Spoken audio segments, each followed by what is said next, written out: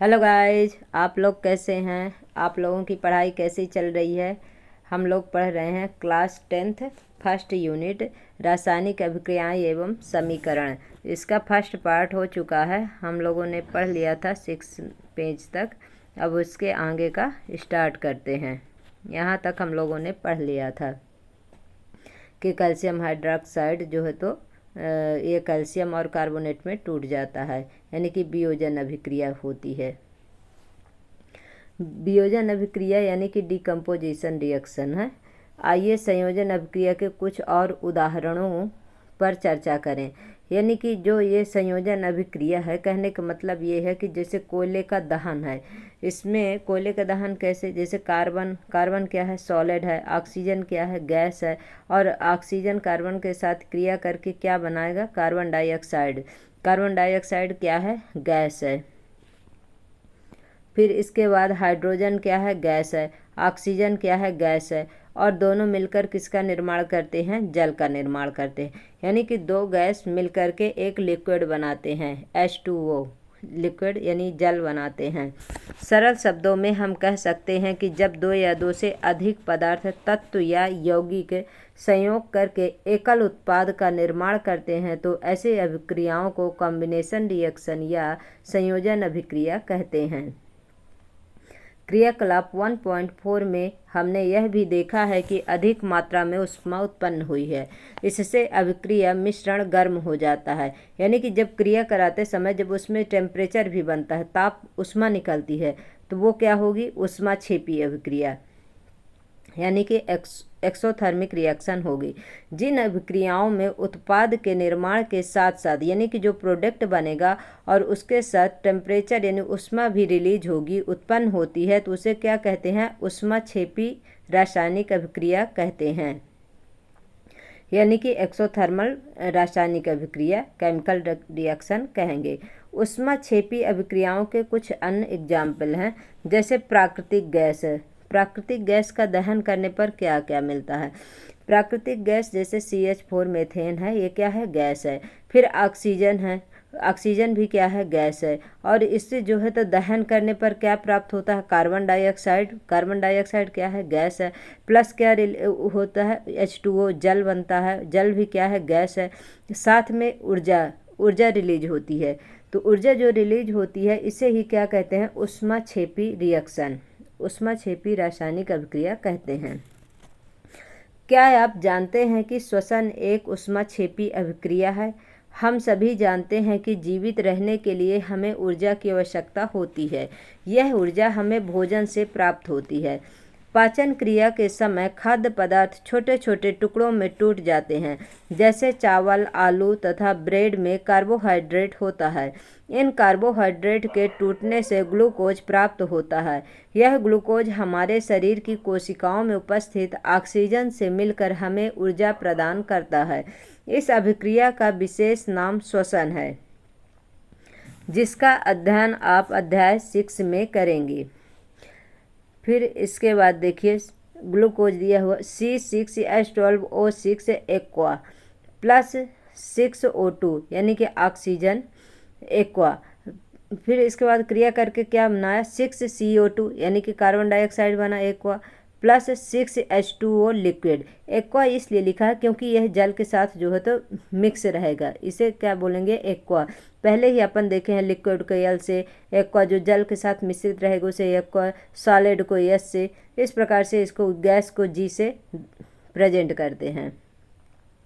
फिर इसके बाद थर्ड पॉइंट देखिए, शाक सब्जियों वनस्पति द्रव्य का विघटित होकर कंपोस्ट बनना भी ऊष्माक्षेपी अभिक्रिया का भी उदाहरण है। जैसे आप लोग देखिए, आप घर में सब्जी जो सब्जी का छिलका है बहुत सारा, उसे आप रख देंगे एक जैसे डस्टबिन में, उससे क्या होता है, उसके पास में जब कभी आप देखिए 1-2 दिन अगर देरी से उसको फेंकेंगे तो उसमें से ऊष्मा रिलीज होती है, तो उसे क्या बोलेंगे, ऊष्माक्षेपी अभिक्रिया कहेंगे। क्रियाकलाप 1.1 में दी गई अभिक्रिया के प्रकार को पहचानिए जिसमें एकल उत्पाद के निर्माण के साथ ऊष्मा उत्पन्न होती है। अब इसके बाद देखिए, वियोजन अपघटन अभिक्रिया, यानी कि वियोजन यानी कि तोड़ना, यानी कि जो एक है उसको दो भागों में विभाजित कर देना, यानी डिकम्पोजिशन रिएक्शन। एक शुष्क क्वाथ नली में 2 ग्राम फेरस सल्फेट के क्रिस्टल लीजिए। फेरस सल्फेट के क्रिस्टल के रंग पर ध्यान दीजिए। क्वथन नली को बर्नर या स्प्रिट लैंप की ज्वाला पर गर्म कीजिए, जैसा कि चित्र 1.4 में दिखाया गया है। गर्म करने के पश्चात क्रिस्टल के रंग को देखिए कि मतलब किस प्रकार से क्रिस्टल का रंग हो जाता है। अब ये देखिए इसमें क्या है, सबसे पहले ये देखिए क्वथन नली है और इसमें इस नली में क्या डाला हुआ है, फेरस सल्फेट के क्रिस्टल डाले हुए हैं और यहाँ पर क्या रखा हुआ, बर्नर रखा हुआ। क्वथन नली के खुले सिरे को अपने पड़ोसी या अपनी ओर ना करें, क्योंकि उससे जो गैस निकलेगी उससे जो है तो कुछ न कुछ प्रॉब्लम हो सकती है। गैस को धीमे से अपनी नाक की ओर मोड़ दीजिए, यानी कि थोड़ा सा उसको ये देखना है कि इसमें से किस प्रकार की गंध आ रही है। फेरस सल्फेट क्रिस्टल वाली परख नली को गर्म करने तथा गंध को सूंघने की सही विधि यही है।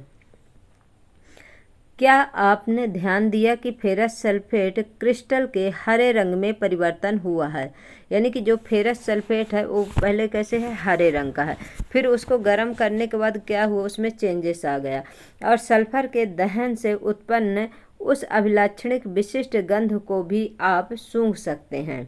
यानी कि फेरस सल्फेट FeSO4 जो है तो क्या है, ये सॉलिड है और इसको हीट देने पर, उष्मा देने पर क्या बनेगा, फेरिक ऑक्साइड बनेगा। Fe2O3 ये क्या हो जाएगा, सॉलिड हो जाएगा। SO2 सल्फर डाइऑक्साइड क्या होगा, ये गैस बनेगा, प्लस SO3 सल्फर ट्राईऑक्साइड ये भी क्या है, गैस है। यानी कि सल्फर डाइऑक्साइड और सल्फर ट्राईऑक्साइड ये दोनों क्या है, गैस है और फेरिक ऑक्साइड क्या है, सॉलिड है। और इसके बाद आप देख सकते हैं कि इस अभिक्रिया में एकल अभिकर्मक टूट करके छोटे छोटे उत्पाद प्रदान करता है। यानी कि इसमें जो ये एकल दिया हुआ फेरस सल्फेट दिया हुआ है और इसमें जो है तो वियोजन होगा, यानी कि ये छोटे छोटे टुकड़ों में टूटेगा, जिसे डिकम्पोजिशन रिएक्शन कहते हैं। आप देख सकते हैं कि इस अभिक्रिया में एकल अभिकर्मक टूटकर छोटे छोटे उत्पाद प्रदान करता है और यह एक वियोजन अभिक्रिया है। गर्म करने पर फेरस सल्फेट FeSO4 7H2O का क्रिस्टल जल त्याग देता है और क्रिस्टल का रंग बदल जाता है। इसके उपरांत यह ferric oxide Fe2O3 sulphur dioxide SO2 तथा सल्फर ट्राईऑक्साइड SO3 में वियोजित हो जाता है। फेरिक ऑक्साइड ठोस है जबकि SO2 तथा SO3 क्या है, गैस है। उष्मा देने पर कैल्शियम कार्बोनेट का कैल्शियम ऑक्साइड तथा कार्बन डाइऑक्साइड में वियोजित होना एक प्रमुख वियोजन अभिक्रिया है, जिसका उपयोग विभिन्न उद्योग में होता है। कैल्शियम ऑक्साइड को चूना या बिना बुझा हुआ चूना कहते हैं। इसके अनेक उपयोगों में से एक उपयोग सीमेंट के निर्माण में होता है। उष्मा के द्वारा की गई वियोजन अभिक्रिया को उष्मीय वियोजन कहते हैं। अब जैसे चूना पत्थर या कैल्शियम कार्बोनेट का जो फार्मूला है और आपके संगमरमर का फार्मूला जो है तो सेम है, इसको CaCO3 ही लिखा जाता है, सॉलिड होता है। फिर इसको हीट देंगे, उष्मा देंगे तो बुझा हुआ चूना, इससे बुझा हुआ चूना CaO कैल्शियम ऑक्साइड क्या है, सॉलिड है, प्लस कार्बन डाइऑक्साइड CO2 क्या है, गैस है। और ये बुझा हुआ चूना क्या होता है, CaOH का होल ट्वाइस होता है। उष्मीय वियोजन अभिक्रिया का एक अन्य उदाहरण क्रियाकलाप 1.6 में दिया गया है। अब चलिए 1.6 में देखते हैं क्या है। एक क्वथन नली में 2 ग्राम लेड नाइट्रेट का चूर्ण लीजिए। चिमटे से क्वथन नली को पकड़कर ज्वाला के ऊपर रखकर इसे गर्म कीजिए, जैसा कि चित्र 1.5 में दिखाया गया है। ये देखिए, आपने क्या देखा, यदि कोई परिवर्तन हुआ है तो उसे नोट कीजिए कि इसमें से क्या कोई चेंजेस होता है कि नहीं होता है। अब देखिए, ये जो अपने पास ये है परख नली है, इसमें लेड नाइट्रेट के छोटे टुकड़े लिए हुए हैं। ये क्वथन नली है और ये बर्नर है। इसमें क्या, इसको हीट उष्मा दी जाती है और जब उष्मा इसको हीट दिया जाएगा तो लेड नाइट्रेट का तापन तथा नाइट्रोजन डाइऑक्साइड का उत्सर्जन होगा। इसमें से आप देखेंगे कि भूरे रंग का धुआं उत्सर्जित होता है। यह नाइट्रोजन डाइऑक्साइड NO2 का धुआं है। यह अभिक्रिया इस प्रकार होती है, यानी कि PbNO3 का होल ट्वाइस क्या है, यह लेड नाइट्रेट है। फिर इसको टेम्परेचर देंगे, इसको टेम्परेचर जब देंगे तो क्या हो जाएगा, वियोजित हो जाएगा, अलग अलग हो जाएगा, यानी कि लेड ऑक्साइड बनता है। और उसके बाद NO2 नाइट्रोजन डाइऑक्साइड बनती है, ऑक्सीजन बनता है। आइए क्रियाकलाप 1.7 तथा 1.8 में दी गई कुछ अन्य अपघटन अभिक्रियाएं करें। एक प्लास्टिक का मग लीजिए और इसकी तली में 2 छेद करके उसमें रबड़ की डाट लगा दीजिए। ये देखिए यहाँ पर जल का विद्युत अपघटन किस प्रकार से होता है इसके बारे में बताया गया है। डाल दीजिए जैसा कि चित्र 1.6 में दिखाया गया है। इन इलेक्ट्रोडों को 6 वोल्ट की बैटरी से जोड़ दीजिए। मग में इतना जल डालिए कि इलेक्ट्रोड इसमें डूब जाएं। जल में तनु सल्फ्यूरिक अम्ल की कुछ बूंदें डाल दीजिए। जल से भरी 2 अशांकित परख नलियों को दोनों कार्बन इलेक्ट्रोडों के ऊपर उल्टा करके रख दीजिए। अब विद्युत धारा प्रवाहित करके इस उपकरण को थोड़ी देर के लिए छोड़ दीजिए।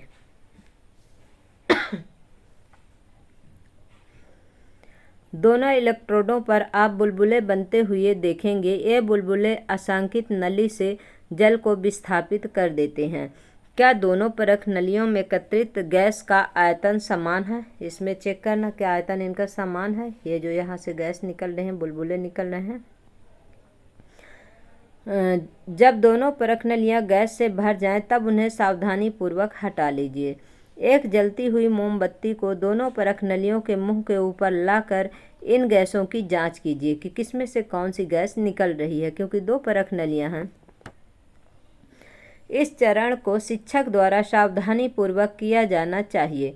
दोनों स्थितियों में क्या होता है, दोनों परख नलियों में कौन सी गैस उपस्थित है, यानी कि जो दोनों परख नली हैं इनमें से कौन सी गैस उपस्थित है। अब देखिए यहाँ पर ये प्लास्टिक का मग हो गया, इसमें जो है तो ये हाइड्रोजन गैस निकल रही है। अब इसमें ये बात ध्यान देने लायक, नोट करने लायक कि जिधर कैथोड है और एनोड है, यानी कि कैथोड में जो है तो हाइड्रोजन गैस निकल रही है और एनोड में जो है तो ऑक्सीजन गैस एकत्रित हो रही है। और परख नली है, इसमें क्या है, ग्रेफाइट की रॉड लगी हुई है और इसमें जल है, पानी है जिसका इलेक्ट्रोलिसिस हो रहा है, यानी कि जल अपघटन हो रहा है। और ये रबड़ की डाट है। और एनोड और कैथोड, कैथोड जो है तो इधर 6 वोल्ट बैटरी से जुड़ा हुआ है और कैथोड में जो है तो हाइड्रोजन गैस बनती है, एनोड में जो है तो ऑक्सीजन गैस बनती है। अब नेक्स्ट देखिए क्रियाकलाप क्या है 1.8 में। चाइना डिश में 2 ग्राम सिल्वर क्लोराइड लीजिए और इसका रंग क्या है, यानी कि अपने को बताना है कि इसका रंग क्या है।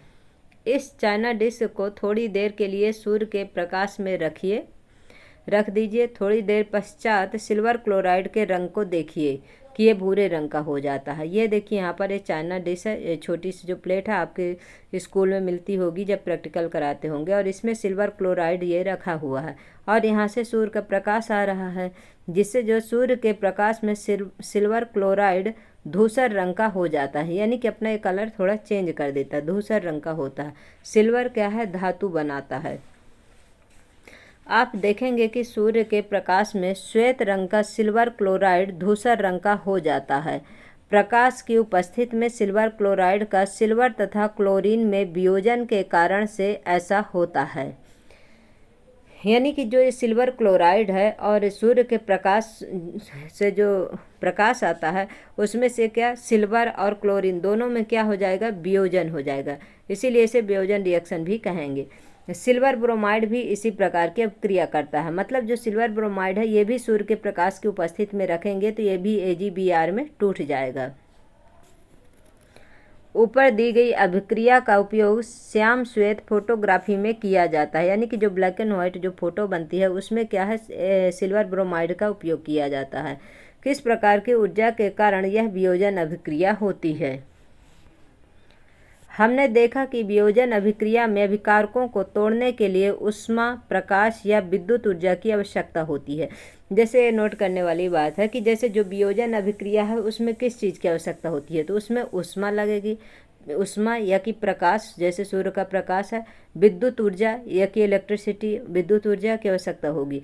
जिन अभिक्रियाओं में ऊर्जा का अवशोषण होता है उन्हें ऊष्मा शोषी अभिक्रिया कहते हैं, यानी कि एंडोथर्मल रिएक्शन कहते हैं। जैसे वियोजन अभिक्रिया जो है इसमें ऊष्मा शोषी अभिक्रिया होगी, जबकि कॉम्बिनेशन रिएक्शन है जिसमें ऊष्मा का उत्सर्जन होता है वो जो है तो आपका एंडोथर्मल रिएक्शन कहलाएगी।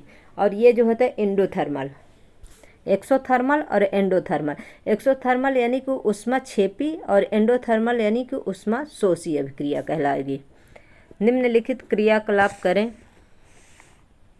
एक परख नली में लगभग 2 ग्राम बेरियम हाइड्रोक्साइड लीजिए। इसमें 1 ग्राम अमोनियम क्लोराइड डालकर कांच की छड़ से मिलाइए। अपनी हथेली से परख नली के निचले सिरे को छुएं। आप कैसा महसूस करते हैं? क्या यह अभिक्रिया ऊष्मा छेपी अथवा ऊष्मा शोषी है? अगर उसमें से ऊष्मा रिलीज हो रही है यानी ऊष्मा छेपी है, और अगर उसको वियोजन करने के लिए ऊष्मा की आवश्यकता है तो फिर क्या है? ऊष्मा शोषी अभिक्रिया है। फिर देखिए विस्थापन अभिक्रिया यानी कि डिस्प्लेसमेंट रिएक्शन क्या होती है। विस्थापन अभिक्रिया 1.9 लोहे की 3 कील लीजिए और उन्हें रेगमाल से रगड़कर साफ कीजिए, क्योंकि इसमें ऑक्साइड की जो है तो परत जम जाती है, इसलिए इसको साफ करना है। ए तथा बी को चिन्हित की हुई 2 परख नलियाँ लीजिए और प्रत्येक परख नली में 10 ml कॉपर सल्फेट का विलयन लीजिए। 2 कीलों को धागे से बांधकर सावधानी पूर्वक परख नली बी के कॉपर सल्फेट के विलयन में लगभग 20 मिनट तक 1.8 में डुबो कर रखिए।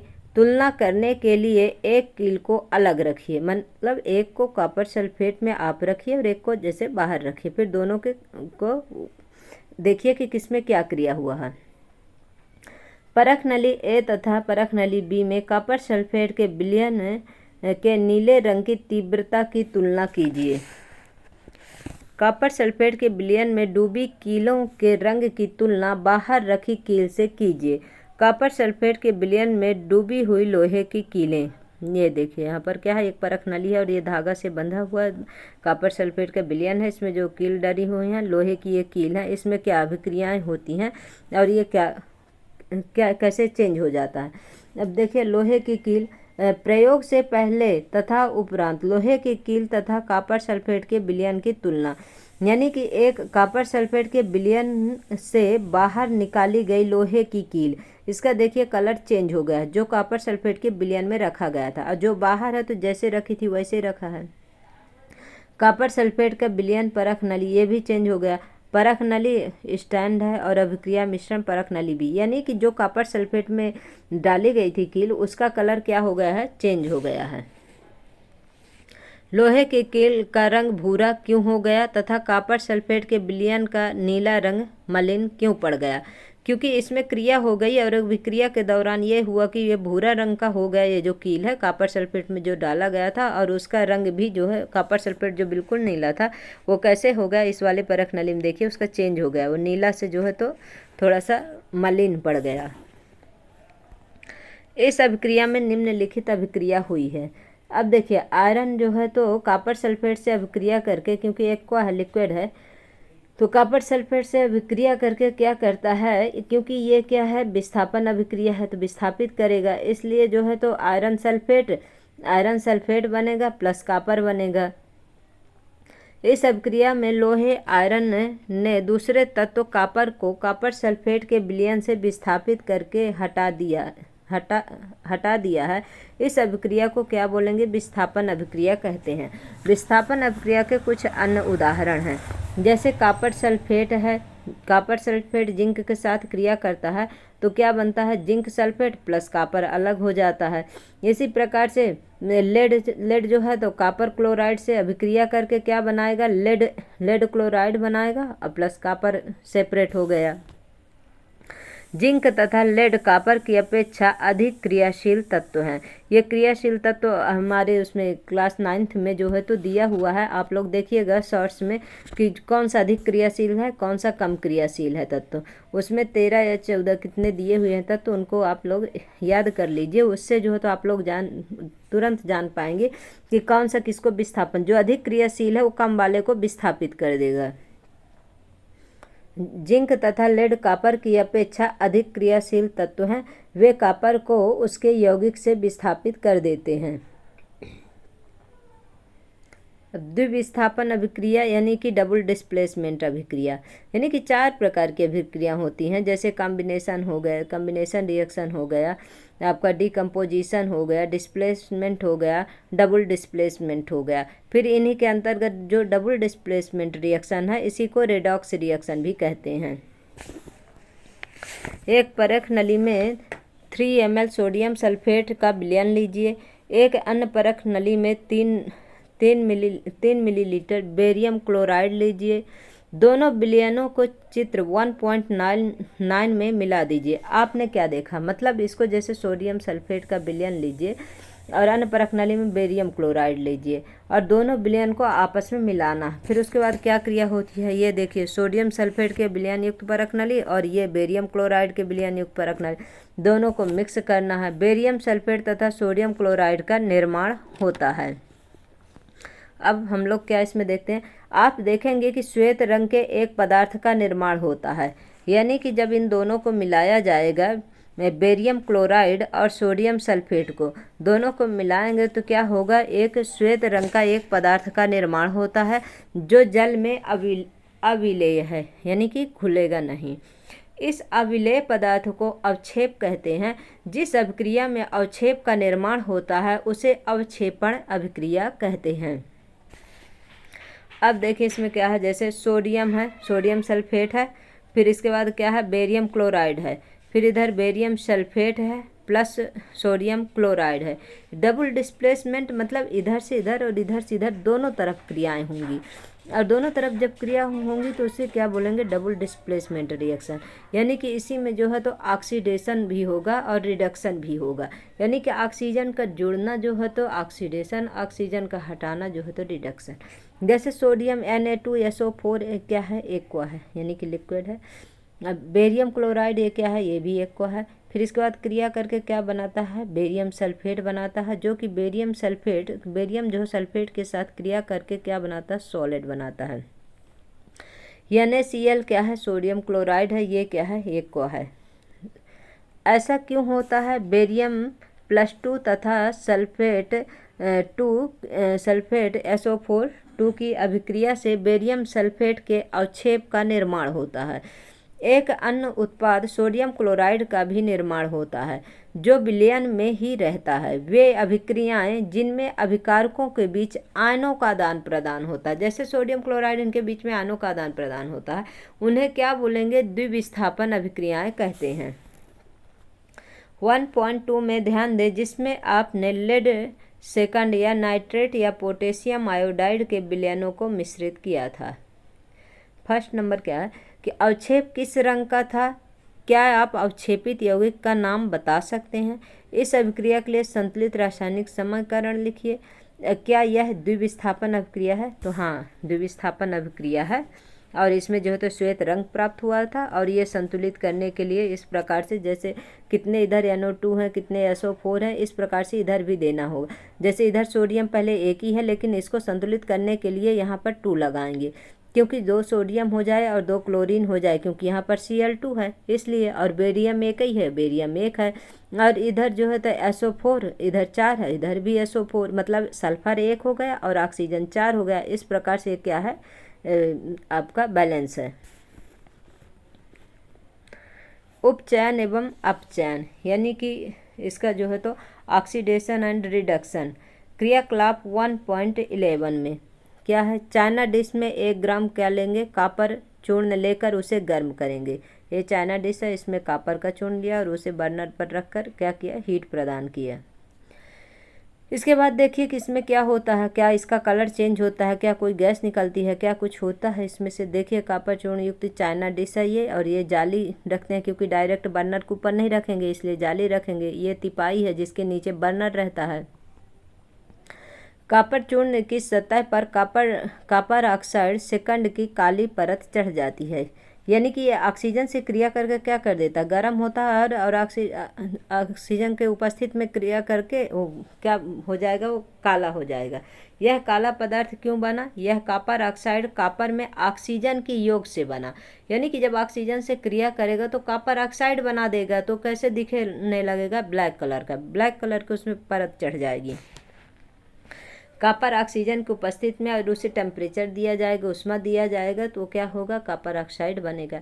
यदि इस गर्म पदार्थ कॉपर ऑक्साइड के ऊपर हाइड्रोजन गैस प्रवाहित की जाए तो सतह की काली परत भूरे रंग की हो जाती है, क्योंकि इस स्थिति में विपरीत अभिक्रिया संपन्न होती है तथा कॉपर प्राप्त होता है। यानी कि कॉपर ऑक्साइड में जो है तो हाइड्रोजन गैस की जब क्रिया कराएंगे तो क्या करेगा, ये कॉपर अलग हो जाएगा और ये ऑक्सीजन से क्रिया करके हाइड्रोजन जल बना देगा। अभिक्रिया के समय जब किसी पदार्थ में ऑक्सीजन की वृद्धि होती है तो उसे कहते हैं कि उसका उपचयन हुआ है, यानी कि जब ऑक्सीजन की वृद्धि होगी तो उसे क्या कहेंगे, उपचयन, यानी ऑक्सीडेशन हुआ है। तथा जब अभिक्रिया में किसी पदार्थ में ऑक्सीजन का ह्रास होगा तो उसे क्या बोलेंगे, रिडक्शन बोलेंगे, यानी कि उसमें से ऑक्सीजन कम हुई है तो कहते हैं कि उसका क्या हुआ, अपचयन हुआ। उपचयन और अपचयन यानी ऑक्सीडेशन एंड रिडक्शन, जुड़ना यानी उपचयन और घटना यानी अपचयन यानी रिडक्शन। गाइज आप लोगों को समझ में अगर ना आए ये उपचयन अपचयन तो आप लोग कमेंट कर सकते हैं, हम इसे फिर से लिख कर भी आप लोगों को समझा देंगे। और बाकी तो आंसर क्वेश्चन कराएंगे तो आप लोगों को समझाएंगे ही। अभिक्रिया 1.29 में कॉपर सेकंड ऑक्साइड में ऑक्सीजन का ह्रास हो रहा है, इसीलिए यह अपचयित हुआ है। हाइड्रोजन में ऑक्सीजन की वृद्धि हो रही है, इसीलिए यह उपचयित हुआ है। अर्थात किसी अभिक्रिया में एक अभिकारक उपचयित तथा दूसरा अभिकारक अपचयित होता है। इन अभिक्रियाओं के उपचयन और अपचयन अथवा रेडॉक्स अभिक्रियाएं कहते हैं। यानी कि जब उपचयन और अपचयन की अभिक्रिया होगी तो उसे क्या बोलेंगे, रेडॉक्स अभिक्रिया भी बोलेंगे और डबल डिस्प्लेसमेंट रिएक्शन भी बोल सकते हैं। इस प्रकार से देखिए कॉपर ऑक्साइड का जो हाइड्रोजन के साथ अभिक्रिया होता है तो क्या होता है, उपचयन यानी क्या होता है, देखो यहाँ हाइड्रोजन में ऑक्सीजन का जुड़ जाना उपचयन यानी ऑक्सीडेशन, और कॉपर से ये जो कॉपर से है ऑक्सीजन का हटना क्या है, अपचयन यानी रिडक्शन है, यानी कि उसे हट गया वहाँ से। यह रेडॉक्स अभिक्रिया के कुछ अन्य उदाहरण भी हैं, मतलब जो इस तरीके से होगा ऑक्सीजन का जुड़ना और ऑक्सीजन का हटना, ये क्या है, रेडॉक्स अभिक्रिया भी बोलेंगे इसे। अब जिंक ऑक्साइड का कार्बन के उपस्थिति में क्रिया होने से क्या बनेगा, जिंक बनता है, और जिंक से ऑक्सीजन हट करके कार्बन के साथ जुड़ जाता है तो क्या बनेगा, कार्बन मोनोऑक्साइड बन जाएगा।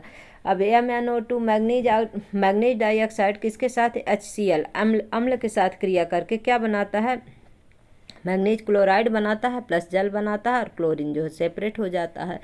अभिक्रिया 1.31 में कार्बन अपचयित होकर कार्बन मोनोऑक्साइड तथा जिंक ऑक्साइड अपचयित होकर के जिंक बनाता है।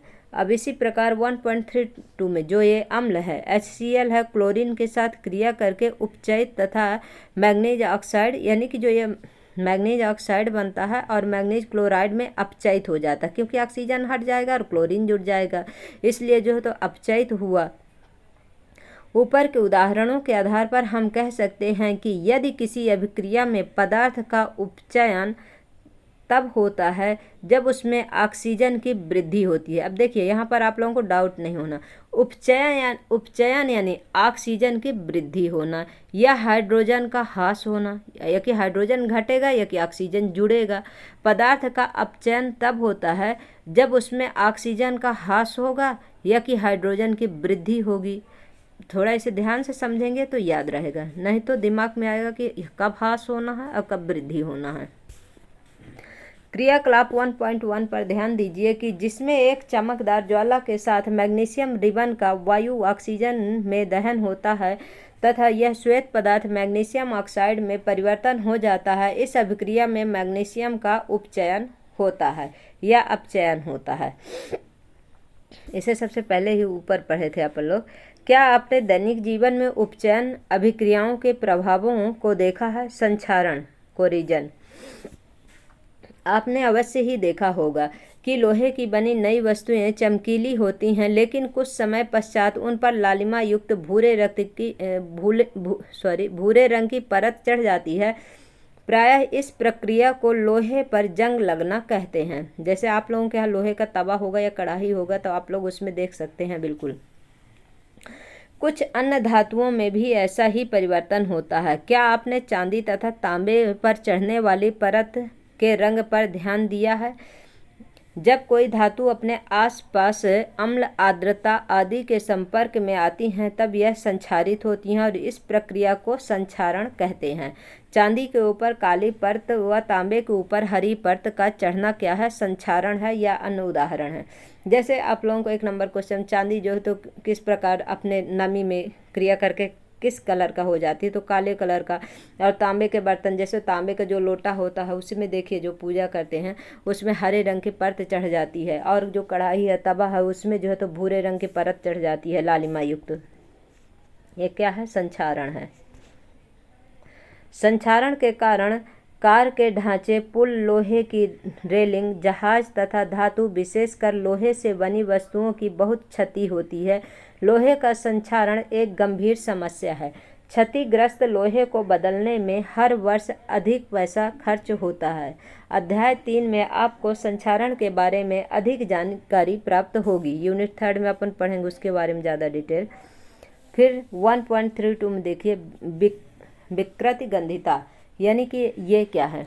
वसा युक्त अथवा तैलीय खाद्य सामग्री जब लंबे समय तक रखी जाती है तब उसका स्वाद या गंध किस प्रकार से होता है? उसमें से बदबू आने लगती है, जैसे उसका टेस्ट चेंज हो जाता है, उसका स्वाद भी चेंज हो जाता है और स्मेल भी चेंज हो जाती है, दोनों होता है वसा युक्त पदार्थ अगर ज़्यादा टाइम तक रखा जाए तो। उपचयित होने पर तेल तथा वसा विकृतिगंधी हो जाते हैं तथा उनके स्वाद तथा गंध बदल जाते हैं। प्रायः तैलीय तथा वसा युक्त खाद्य सामग्रियों में उपचयन रोकने वाले पदार्थ प्रतिऑक्सीकारक मिलाए जाते हैं। जैसे वायुरोधी बर्तनों में खाद्य सामग्री रखने से उपचयन की गति धीमी हो जाती है, यानी कि ऑक्सीजन नहीं मिलेगी, नमी नहीं मिलेगी तो क्रिया नहीं करेगा, जैसे जैसे रखेंगे वैसे ही रहेगा। अगर उसको ऑक्सीजन या नमी कुछ भी मिला तो खराब हो जाएगा।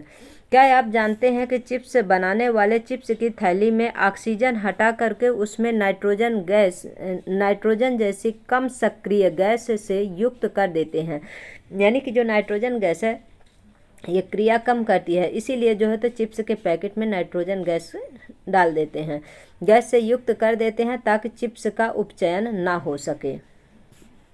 अब आंसर क्वेश्चन है, आप लोगों को कराएं। अब आपने क्या सीखा, हम लोगों ने क्या पढ़ा, क्या उसका सार निकला, थोड़ा सा देख लेते हैं। एक पूर्ण रासायनिक समीकरण अभिकारक, उत्पाद एवं प्रतीकात्मक रूप से उनकी भौतिक अवस्था को प्रदर्शित करता है।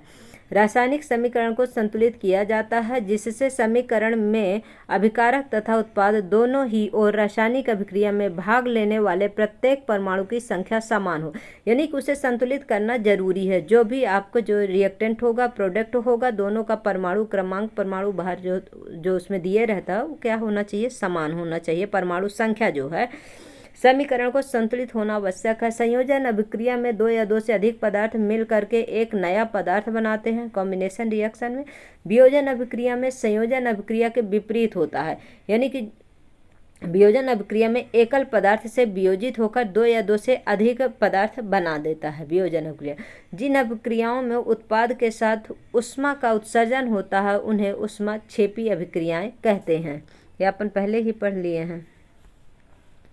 जिन अभिक्रियाओं में ऊष्मा का अवशोषण होता है उन्हें ऊष्माशोषी अभिक्रियाएं कहते हैं। जब कोई एक तत्व दूसरे तत्व को उसके यौगिक से विस्थापित कर देता है तो उन्हें विस्थापन अभिक्रिया कहते हैं, डिस्प्लेसमेंट रिएक्शन कहते हैं। डबल डिस्प्लेसमेंट रिएक्शन जो है तो द्विविस्थापन अभिक्रिया में 2 अलग अलग परमाणु या परमाणुओं के समूह होते हैं जिसमें आयन का आपस में आदान प्रदान होता है। अभी लास्ट में ही अपन पढ़े हैं इसके डबल डिस्प्लेसमेंट रिएक्शन। अवक्षेपण अभिक्रिया से अविलेय लवण प्राप्त होता है। अवक्षेपण अभिक्रिया से अभिक्रिया में पदार्थों में ऑक्सीजन या हाइड्रोजन का योग अथवा ह्रास भी होता है। ऑक्सीजन का योग या हाइड्रोजन का ह्रास क्या है? ऑक्सीकरण या उपचयन कहलाता है। ऑक्सीजन का ह्रास या हाइड्रोजन का योग उपचयन कहलाता है। ये मेन पॉइंट है, आप लोग इसे बिल्कुल भी दिमाग में रखिएगा, इससे 1 नंबर का क्वेश्चन आपका कहीं नहीं गया MCQ में। अब नीचे क्वेश्चन दिए गए हैं गाइज, ये हम आप लोगों को बाद में कराएंगे। आप लोगों को क्लास कैसी लगी? आप लोग क्लास को देखिए, लाइक करिए, कमेंट करिए, सब्सक्राइब करिए। Thank you so much guys.